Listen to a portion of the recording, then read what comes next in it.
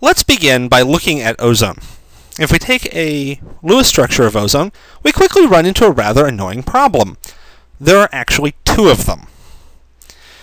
We can look at formal charges, as we have in the past, to sort out which is the better Lewis structure, and we quickly learn that they're both the same.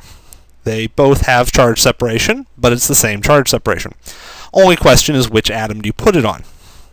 At this point, we have a bit of a conundrum that we need to sort out. The atom on the left-hand side has a single bond located on the right, and the atom on the right has a single bond located on the left. Now, when we have the situation, it's best to look at the experimental evidence. Let's see what it would look like when we actually run it.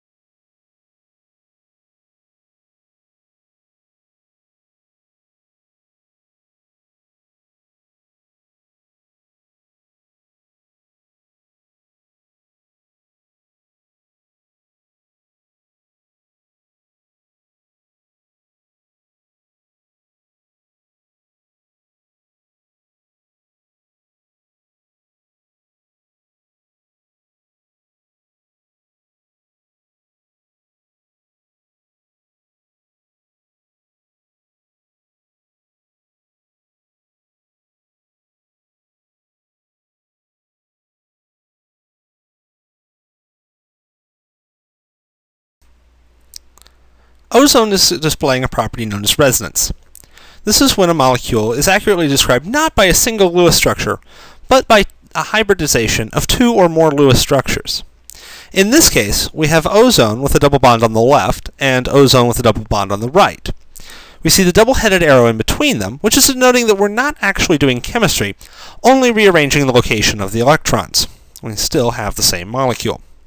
The actual molecule ozone ends up being a hybrid of those two Lewis structures, as we can see below. Since neither bond is a full double bond, we're going to denote those as a dashed line. So we can see a single bond as well as a dashed line representing an electron pair that is being shared between three atoms instead of between two. Resonance can have a rather important effect on chemistry. As we can see below, we have the molecule formate. This is the deprotonated form of formic acid. Formate is an anion and is therefore carrying an extra electron. The electron can either be housed on the lower oxygen or on the right oxygen on any given Lewis structure. However, because the actual formate is a hybrid of the two Lewis structures we see here, the extra electron is actually dispersed between the two oxygens, meaning each one only has about a half of a negative charge on them. This is a fairly common motif we see in acids. If we were to look at a similar molecule, say methanol, in which one of the oxygens would be missing, and replaced with two hydrogens, and if that methanol was also deprotonated, as the formic acid is here, we would find methanol would be very interested in acquiring a new proton, and would be able to take one from a passing water molecule. However, the formate, in general, won't do that unless the available protein concentration is fairly high. This is a feature you'll see a lot in oxyacids, and thus we can see a significant effect on chemistry.